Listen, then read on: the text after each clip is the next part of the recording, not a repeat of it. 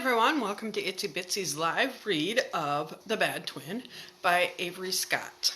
Chapter 1. Just a minute. I know it's in here.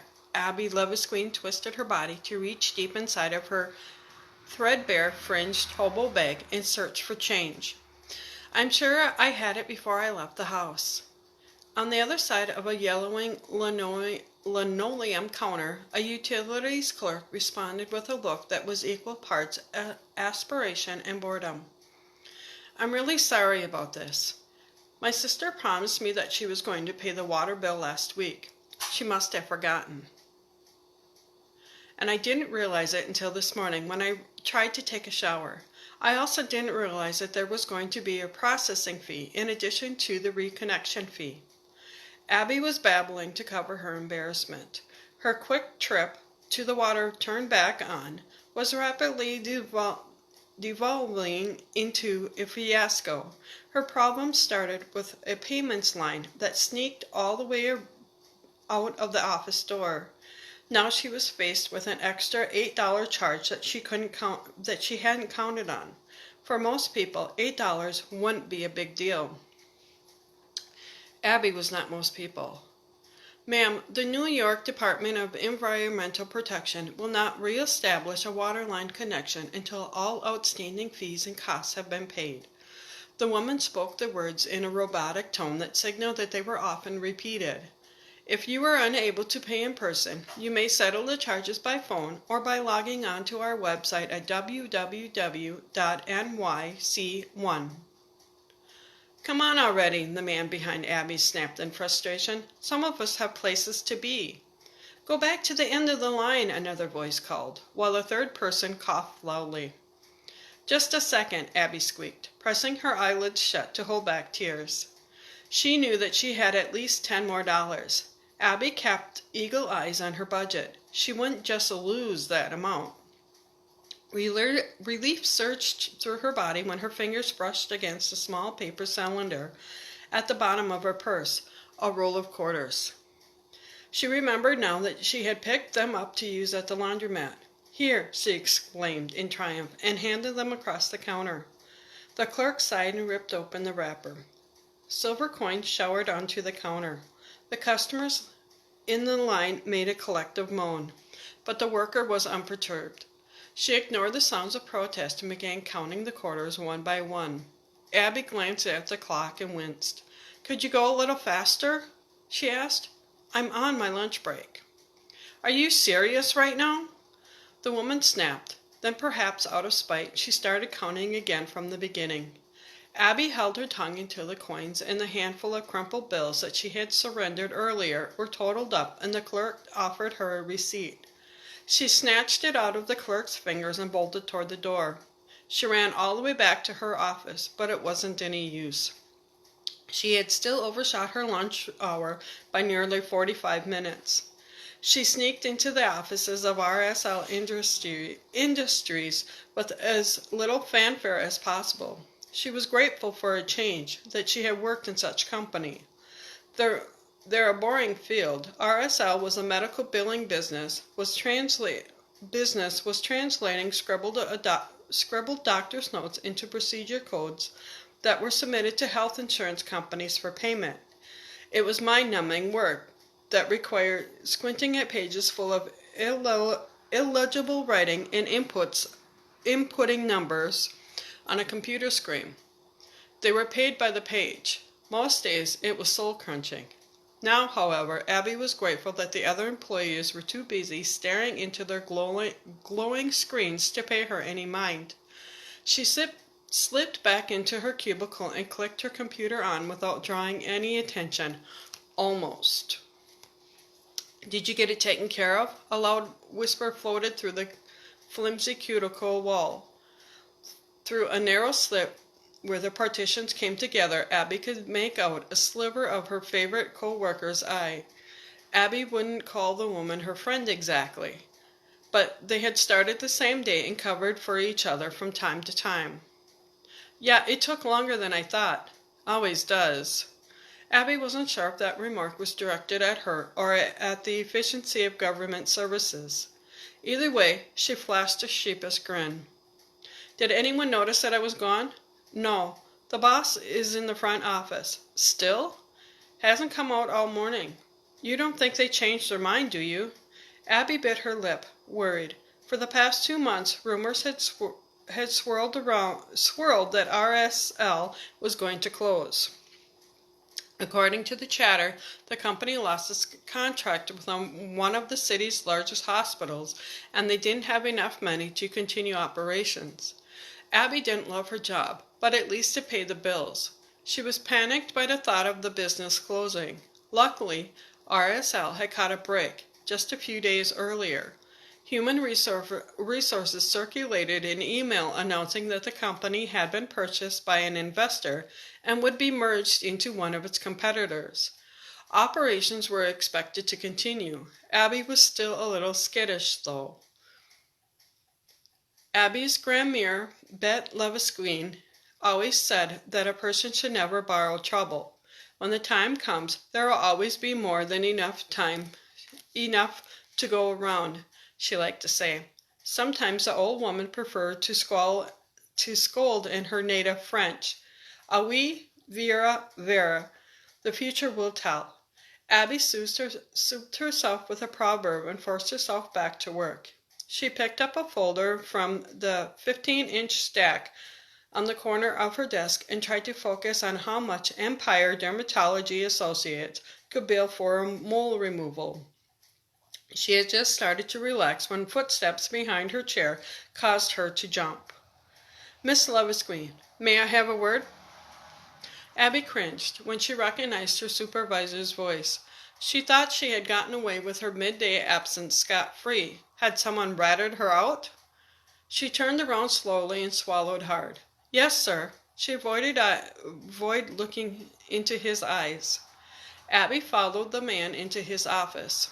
It was actually a cubicle the same size as the one that she inhabited, but with dividers that went almost all the way up to the ceiling, and a fourth wall with an opening where a door would be, offering a slight illusion of privacy. Is it about the report on the Pediatric Associates account? She asked, twisting her fingers anxiously as she was directed to take a seat. I double-checked all of the billing codes before we turned them in. Oceanic Insurance has made some recent changes, and I'm sure that your numbers are accurate, Miss Levesqueen. He lifted his hand to cut her off. That's not what I need to talk about. I would like to discuss your future with RSL. Sir? Abby's heart skipped a beat. The email about RSL's merger mentioned personal changes. Abby was the newest member on her team, but also the most productive. Were they considering her for a promotion? She wasn't wild about the idea of extra stress, but her mind was immediately spinning with the ideas of how to spend the money. The house she had shared with her sister was cozy but falling apart. The second-floor banister was getting wobbly, and the plaster in the dining room was cracked. They could use a new refrigerator, too. The one that they had made an obnoxious noise if they kept the freezer door open too long. How long have you been with us, Miss Levesqueen? A little over a year. That's right. You came to us from a bookkeeping office. Isn't that right? Abby nodded her head. Yes, before that I worked at a florist. Before that... Stop talking, she told herself harshly and let her voice trail off. Yes, you were very qualified and you've done excellent work.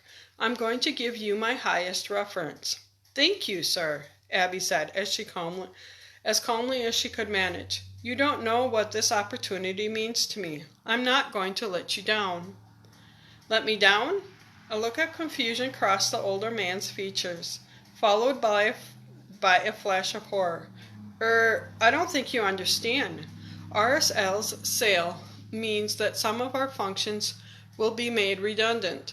Our buyer is merging the coding teams into one of their existing divisions. I'm afraid that some of our less lucrative accounts are going to be sold off to smaller companies to manage. I'm sure that any of them will be excited to take you on. Take me on? Abby blinked. You're firing me? It sounds bad when you put it like that. We're not firing you, we're releasing you. Releasing me to do what exactly? She never got an answer. Abby was still pondering that question a half hour later as she trudged down West 24th Street with a banker's box full of her personal effects. Daylight was waning by the time she arrived on her front porch. The overhead light buzzed and flickered as she dug for her keys. She wondered if the switch was going out. Just great. Something else that she couldn't afford to fix. Despite its flaws, Abby was glad to be home. Abby sighed in relief when she stepped across the threshold of the yellow clapboard cottage in Brooklyn where she and her sister had been raised by Grandmere Bett. They didn't live in the most fashionable or expensive part of the borough, though the street was blocks away from any famous restaurants or trendy clubs. But walking through the front door of the quaint old house was like stepping into a warm hug. Abby instantly felt more at ease. The house was warm and cozy, smelled like lemon furniture polish and old books. In the mornings, sunlight flooded through the large windows at the back of the house. The furnishings in the home verged on shabby. The couches were lumpy and the china was chipped, but every piece had been lived in to the point of maximum comfort.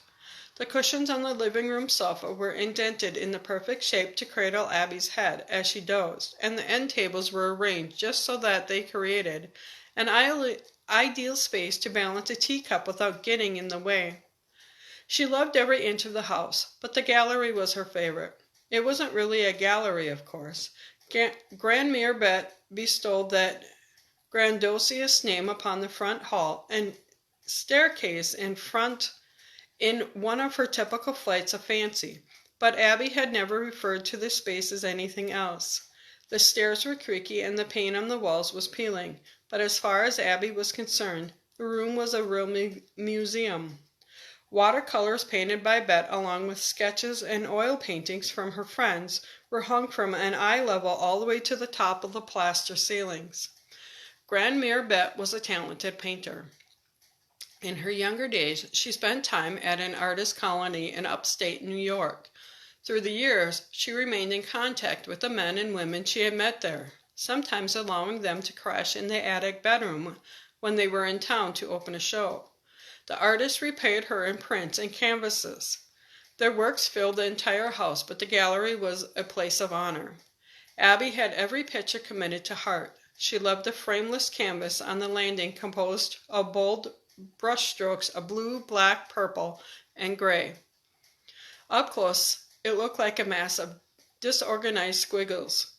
Standing at a distance, you could see a crowd of painted figures complementing yet another piece of abstract art. Further up the stairs, the less objectively artsy pieces hung. Crayon self-portraits that Abby and her identical twin sister, Gabrielle, brought home from kindergarten. Sketches of Grandmere in the bluff that one of her many male admirers had made, and the impressionistic paintings that Bette herself had created during her girlhood years in Paris. As a child, Abby could never hear enough stories about her Grandmere's birthplace in France.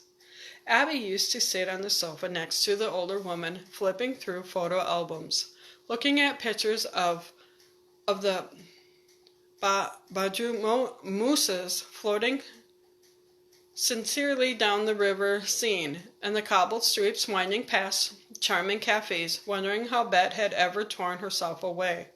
Love was Grandmere's wistful answer. She rarely spoke of the man she ran away with when she was only 19 years old. Abby only knew that things hadn't worked out, and that her mother was the result of the affair. Grandmere promised the twins that they would visit the French capital one day. She would show them the grand cathedral of Notre Dame, the majestic opera house, and most important of all, the museums. As soon as Abby was old enough to hold a job, she saved up enough money to obtain a passport. She kept it on standby for the day she would need it. But as lovely as Grandmere's promises were, the long-awaited trip never materialized. Thank you for listening to this portion.